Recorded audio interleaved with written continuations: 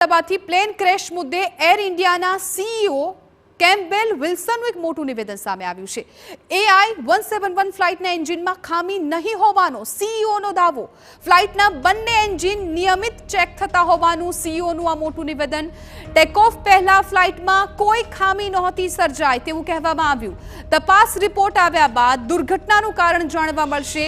દુર્ઘટના બાદ 26 બોઇંગ 787 નું ચેકિંગ પણ પૂર્ણ કરાયું છે.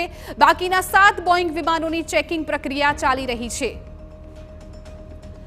તો અમદાવાદની જે પ્લેન ક્રેશ દુર્ઘટના ઘટી ત્યારબાદ એર ઇન્ડિયાના સીઈઓ કેમ્પબેલ વિલ્સનનું એક ખૂબ મોટું નિવેદન કહી શકાય. તેમણે કહ્યું કે AI 171 ફ્લાઇટના એન્જિનમાં ખામી નથી. ફ્લાઇટના બંને એન્જિન નિયમિત ચેક થતા હોવાનું તેમનું કહેવું છે.